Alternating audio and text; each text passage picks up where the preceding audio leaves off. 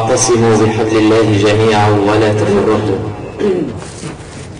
واذكروا نعمة الله على النار فأنقذكم منها، كذلك يبين الله لكم آياته لعلكم تهتدون. صدق الله العظيم. الحمد لله الذي ألف بين قلوب المسلمين ووحد صفوف المصريين ليقفوا في وجه الظلم والظالمين. وأصلي وأسلم على أشرف الخلق وإمام المرسلين المبعوث رحمة للعالمين محمد بن عبد الله النبي الأمي الأمين الذي وعدنا وبشرنا بدوام الخيرية والوسطية في أمته إلى يوم الدين. ثم أما بعد، أيها الجمع الكريم، نحن وفي بداية عهد جديد من الحرية، وفي أعقاب عهد بائد من الظلم عمد فيه ولاة أمورنا إلى التفرقة ونشر الاختلاف بين أبناء الوطن، رغبة منهم في تحقيق السيادة، فقسموا أبناء هذا الوطن ونشروا الفتنة الطائفية والعقائدية والفكرية. قسموا المصريين إلى مسلمين ونصارى، وقسموا المسلمين إلى أهل يمين ويسار، وقسموا أهل اليمين إلى سلفيين وجهاديين وإخوان مسلمين وأزهريين، ويمكرون ويمكر الله والله خير الماكرين. نحن الآن بفضل الله علينا في أمس الحاجة إلى بداية عهد جديد من الحوار والاتفاق. هذه الوحدة التي هزمت الطغاة هي السلاح الوحيد الذي نتمسك به لنحقق أهدافنا، لكي نستطيع أن نحافظ على مكتسبات ثورتنا المجيدة. ولكن في نفس الوقت كنا قد وقعنا جميعنا أو معظمنا في هذا الشرك الذي نصبه النظام، فحصلت بيننا اختلافات وحوارات وصراعات، وصوروا لنا أن هذا الوطن قادم ومشرف على حرب أهلية وفتنة طائفية وعقائدية، وأنه بدونهم وبدون نظامهم ستكون الفوضى. ولكن الله سلم، ونحن في هذه الأوقات العصيبة في أشد الحاجة وأمس الحاجة إلى لغة الحوار، لغة التفاهم، أن نتفق على نقاط ثابتة تجمع بيننا.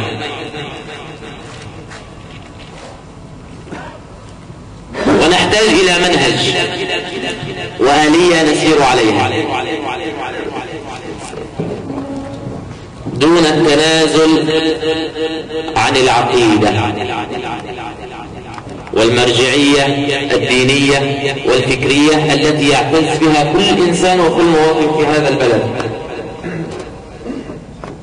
ومن فضل الله عليها أنه من بيننا ومن أبناء بلدتنا الطيبة خرج علماء أفذاذ ومفكرين على أعلى مستوى.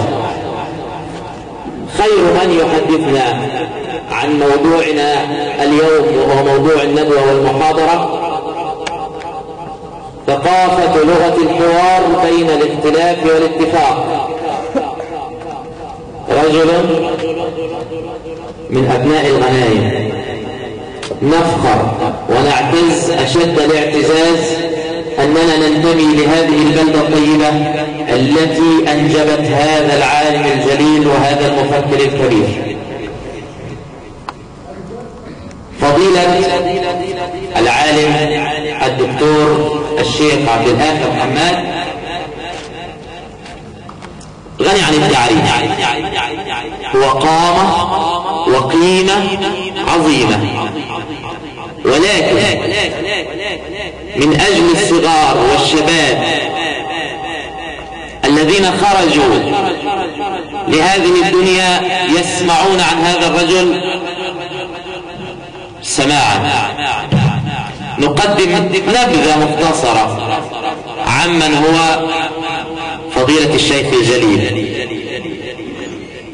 الدكتور عبد الآخر حماد، مواليد الغنايم عام 55، بكالوريوس اقتصاد والعلوم السياسية جامعة القاهرة، دراسات العليا في الدراسات الإسلامية، دكتوراه في الدراسات الإسلامية من الجامعات الألمانية. فضيلة الشيخ تصدى لمهمة الدعوة، ومنذ بداية الثمانينات تعرض مثل غيره لكل أصناف الاضطهاد، لا لذنب ارتكبه إلا أنه يشهد أن لا إله إلا الله، إلا لأنه رجل ذو قامة، رجل ذو عقيدة، رجل ذو فكر لا يقبل الدنية في دينه. وبعد سنوات من الاضطهاد اضطر إلى مغادرة البلاد منذ عام 90، منذ أكثر من 20 عاما. جاب أنحاء العالم الإسلامي وغير الإسلامي يحمل مهمة الدعوة، مر على محطات رئيسة مثل المملكة العربية السعودية وأفغانستان والإمارات، وأخيرا حصل على اللجوء السياسي في ألمانيا. له العديد والعديد من المؤلفات، منها على سبيل المثال لا الحصر كتاب المنحة الإلهية في تهذيب شرح الطحاوية، وكتاب الفوائد المنتقاة من حديث مثل القائم على حدود الله، وكتاب قبسات من السيرة العطرة، وكتاب عقيدة الحافظ ابن كثير بين التفويض والتأويل. حتى لا أطيل عليكم وحتى نغتنم هذه الفرصة والوقت الثمين في الاستفادة العظيمة من علم وفكر العالم الجليل والمفكر الكبير، نعطيه الكلمة. الحمد لله رب العالمين، أحمده سبحانه وتعالى وأستعينه وأستغفره، وأصلي وأسلم على المبعوث رحمة للعالمين، نبي الهدى ورسول الرحمة وخير خلق الله أجمعين. اللهم صل وسلم وبارك على هذا النبي وعلى آله وصحبه ومن تبعه بإحسان إلى يوم الدين.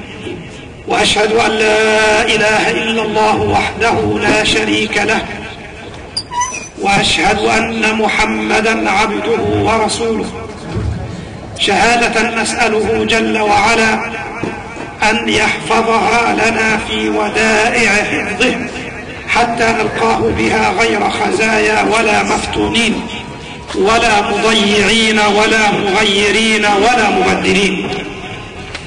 وبعد، فيا أيها الإخوة ويا أيها الأبناء،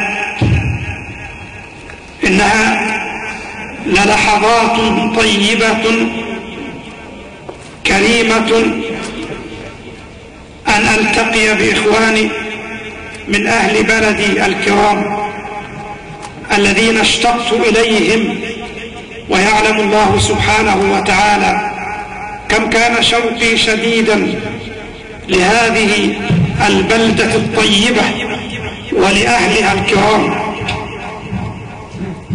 هذه البلدة التي نشأنا على ثراها ودرجنا في طرقاتها، ذقنا حلاوة الحياة ومرارتها.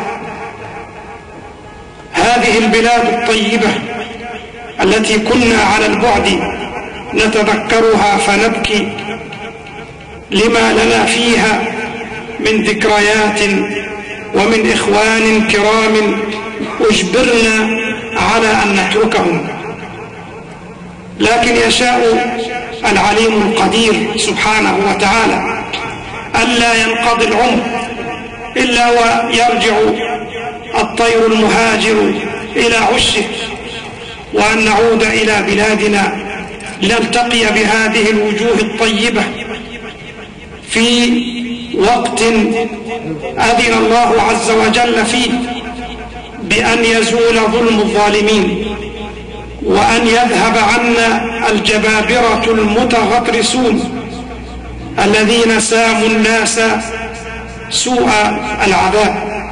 فنحمد الله سبحانه وتعالى على أن وفق بلادنا إلى مثل هذه الثورة المباركة التي جمعت القلوب وألفت بينها، والتي نسأل الله سبحانه أن تظل روحها روح الوحدة والائتلاف مستمرة بيننا جميعا حتى تتحقق جميع أهدافنا في العزة والكرامة تحت ظلال شريعة الله سبحانه وتعالى التي لا يمكن أن يحدث الأمن والأمان والاطمئنان إلا في ظلالها.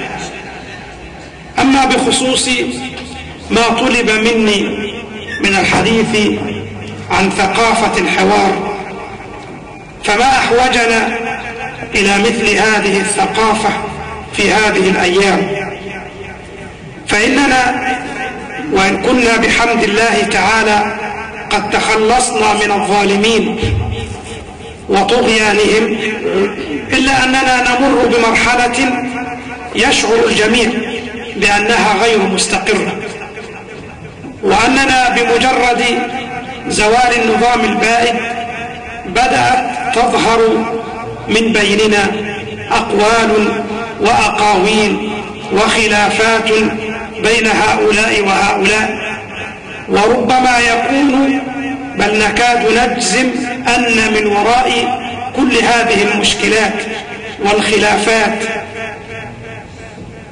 أذناب النظام البائد الذين يريدون أن يثبتوا للناس أنهم هم الذين كانوا يستطيعون أن يضبطوا البلد، وأنه في وجودهم لم تكن هناك فوضى، وأنه بزوال نظامهم ستدب الفوضى في المجتمع.